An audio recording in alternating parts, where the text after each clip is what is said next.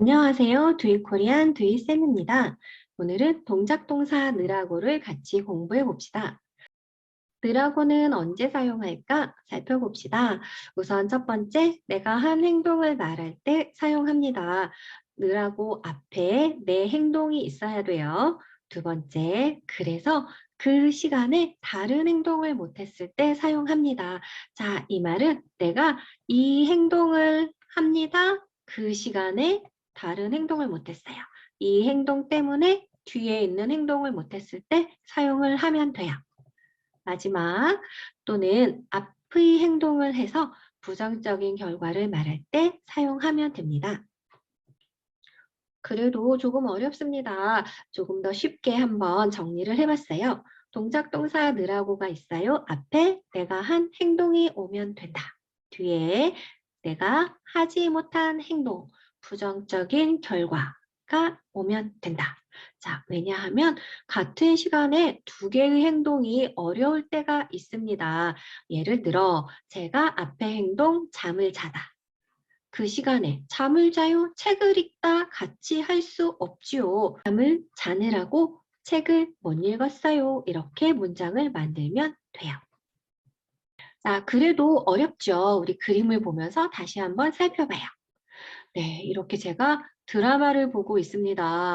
아, 재미있어. 계속 보자 하고 제가 드라마를 계속 보고 있어요. 9시부터 새벽 2시까지 봤네요.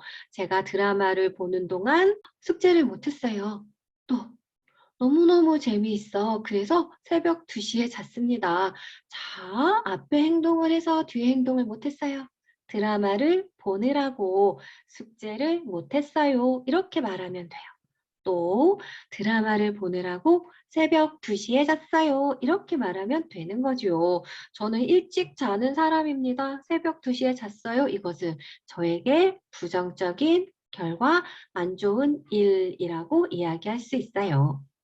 그럼 다음 상황은 어떻게 말할까 한번 살펴봅시다. 책을 읽었어요. 그래서 그 시간에 잠을 못 잤어요. 앞에 행동을 했습니다. 그래서 같은 시간에 다른 행동 못 했어요. 책을 읽느라고 잠을 못 잤어요. 친구와 통화를 했어요. 그래서 그 시간에 그때 나를 부르는 소리를 못 들었어요. 친구와 통화를 하느라고 나를 부르는 소리를 못 들었어요. 이렇게 느라고 사용하면 돼요. 자, 계속 주말 동안 잠을 잤어요. 아무것도 못했어요. 잠을 자다 이 행동을 했습니다. 그래서 다른 것은 못했어요. 그러면 어떻게? 주말 동안 잠을 자느라고 아무것도 못했어요. 라고 말하면 되죠. 친구와 이야기를 했어요. 선생님의 설명을 못 들었어요. 친구와 이야기하다 선생님의 설명을 듣다 두 개 같이 하기 힘들어요. 그래서 어떻게 친구와 이야기를 하느라고 선생님의 설명을 못 들었어요. 이렇게 말하면 되는 거죠. 자, 여기에 있는 문장들은 모두 제가 앞에 있는 행동을 했습니다. 그래서 뒤에 있는 행동을 못했습니다. 라는 의미예요. 다음은 어떻게 말할까? 한 달 동안 여행을 했어요. 결과 모아놓은 돈을 다 썼어요. 오, 돈이 하나도 없네. 이거는 부정적인 거잖아요. 자, 그럼 한 문장으로 한 달 동안 여행을 하느라고 모아놓은 돈을 다 썼어요. 이렇게 문장을 만들면 돼요. 계속 볼게요. 여기저기 구경을 했어요.